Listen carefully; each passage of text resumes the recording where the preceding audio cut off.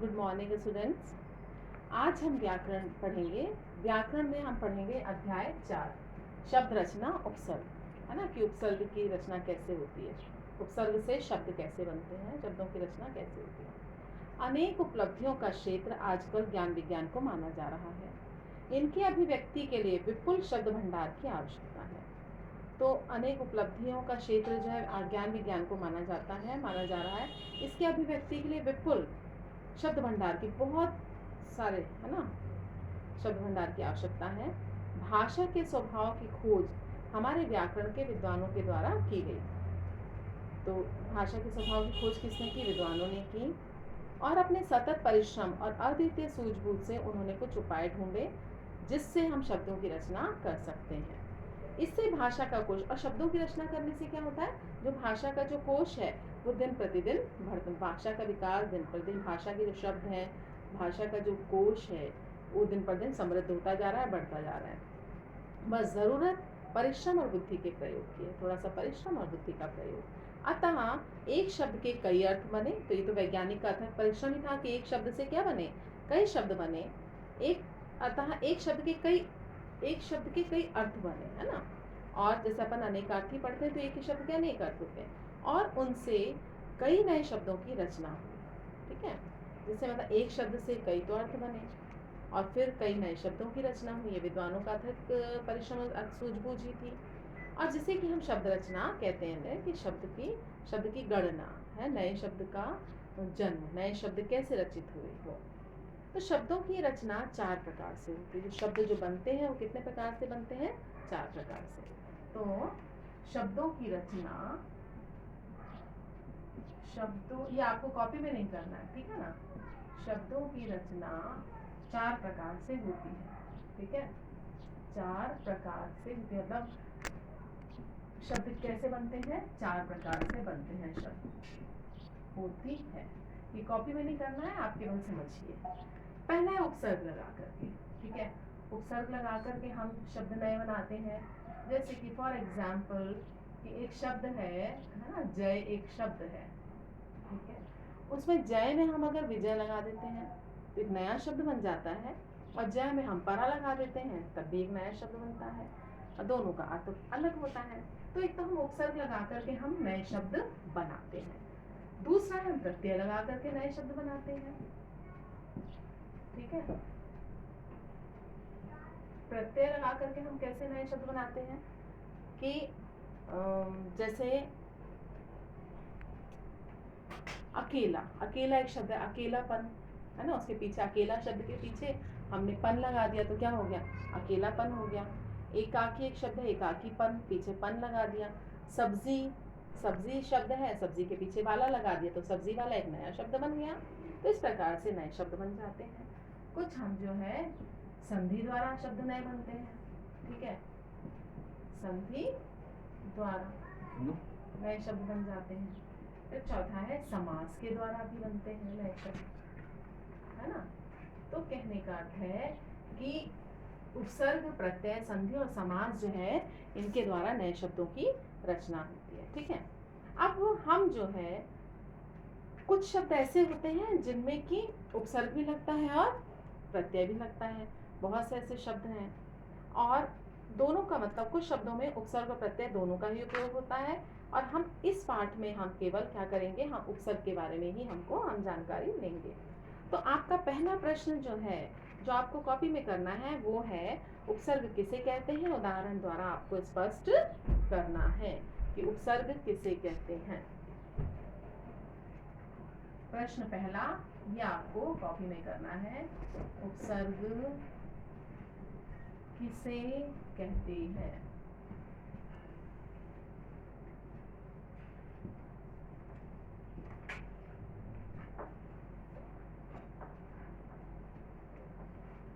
है ना, और उदाहरण द्वारा स्पष्ट कीजिए।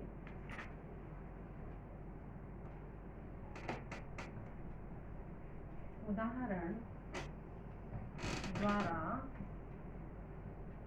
स्पष्ट कीजिए। फोकस नहीं आ रहा। अब इसका उत्तर क्या है कि जो शब्दांश, उत्तर क्या है, अब मैं आपको समझा देती हूँ कि उपसर्ग किसे कहते हैं।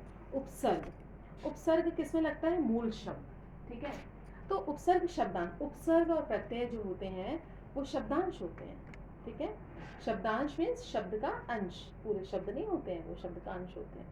तो उपसर्ग वे शब्दांश होते हैं जो कि मूल शब्द के प्रारंभ यानी शुरू में जुड़ते हैं, है ना, उसके जुड़ते हैं और उसके अर्थ में, मतलब पूरे जो शब्द बनता है उसके अर्थ में या तो वो विशेषता ला देते हैं या उसका अर्थ परिवर्तित कर देते हैं, ठीक है। जैसे देश एक शब्द है, ठीक है, देश एक शब्द है, देश में हमने क्या लगा सकते हैं, हम देश एक शब्द है, हम इसमें स्व उपसर्ग भी लगा सकते हैं, तो ये हो जाएगा स्वदेश।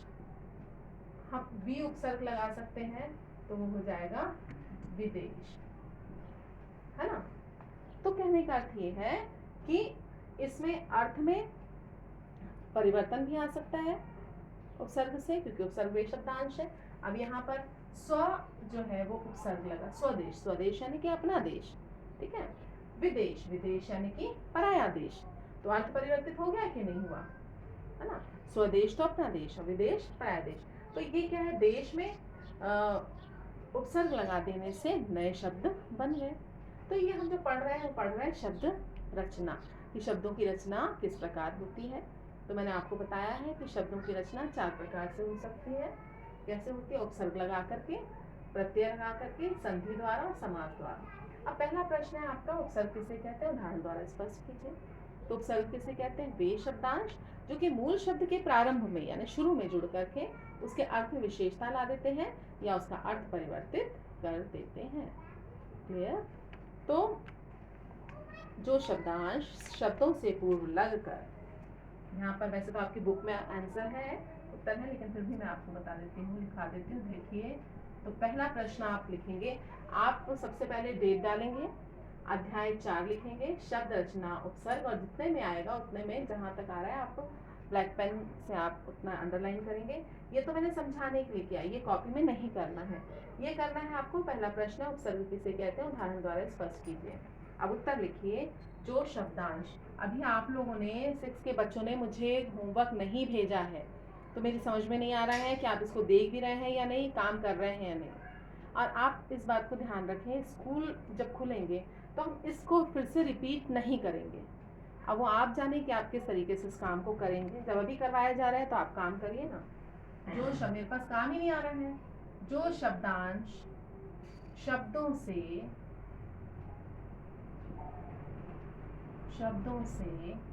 पूर्व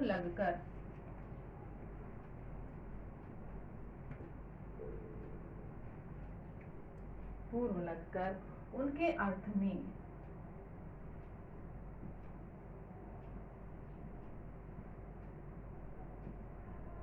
उनके अर्थ में विशेषता या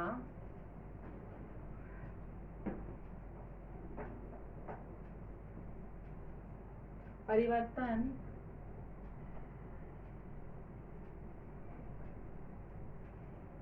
ला देते हैं।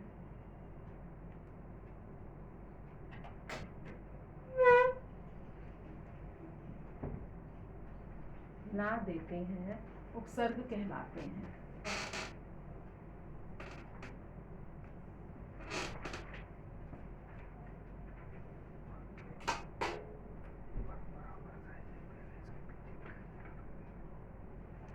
उपसर्ग कहलाते हैं, ठीक है। आप उदाहरण द्वारा स्पष्ट कीजिए।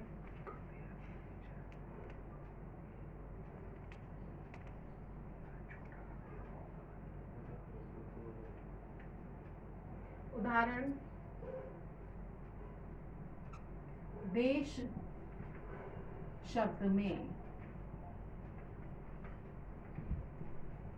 उप, स्व या भी उपसर्ग लगा देने से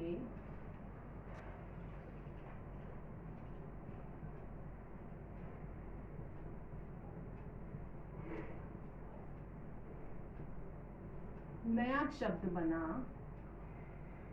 नया शब्द स्वदेश व विदेश बन जाता है।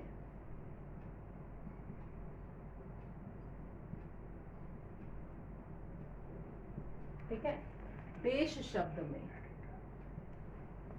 स्व या वी उपसर्ग लगा देने से नया शब्द स्वदेश व विदेश बन जाता है। तो ये तो है आपका पहले प्रश्न का उत्तर। ठीक है, अब इसके बाद ये देख लीजिए आप, ये मैं ऊपर पे मिटा रही हूँ थोड़ा। अब आप ये हो गया, अब आपको अच्छी तरह समझ में आ गया होगा कि उपसर्ग क्या है। तो उपसर्ग वे शब्दांश हैं जो मूल शब्द के प्रारंभ में जुड़कर या शुरू में जुड़कर उसके अर्थ में विशेषता ला देते हैं या उसका अर्थ बदल देते हैं। अब सेकंड क्वेश्चन देखिए अभ्यास में से, है ना। ये तो आपकी कॉपी में एक ही क्वेश्चन है, एक ही प्रश्न है जिसको कि मैंने आपको ये करवा दिया।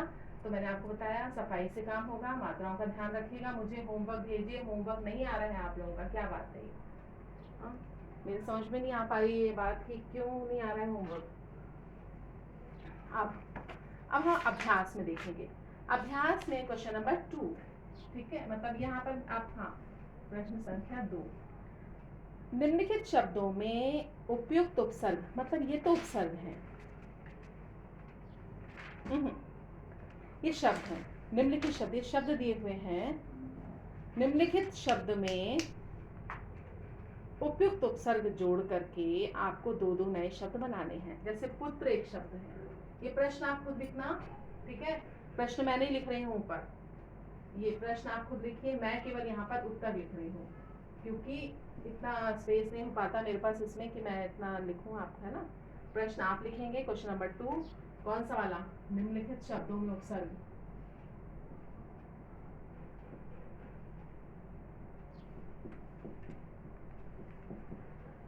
ये उपसर्ग। अब उसके बाद जैसे पुत्र एक शब्द दिया हुआ है, पुत्र में आपको क्या, कौन से उपसर्ग लगाने हैं। पुत्र में कु लगाने से बन जाएगा कुपुत्र और सु लगाने से बन जाएगा सुपुत्र। ठीक है, गुण, अवगुण और सगुण। उसके बाद है कर्म, कुकर्म और सुकर्म, यानी बुरे कर्म और अच्छे कर्म, कुकर्म और सुकर्म। उसके बाद कर, दुष्कर और सुकर। अब जन्म,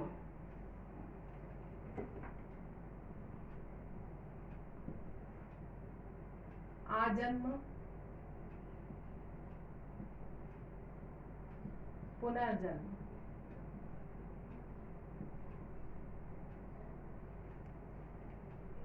ये मैं मिटा रही हूँ, आपने लिख लिया होगा।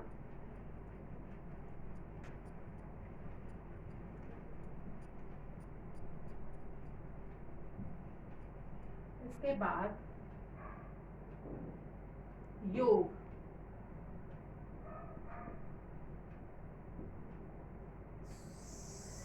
सुयोग और संयोग।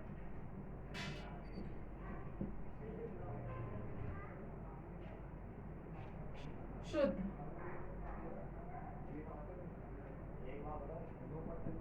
अशुद्ध,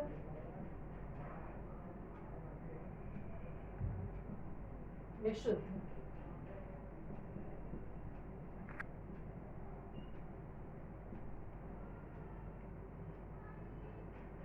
गम,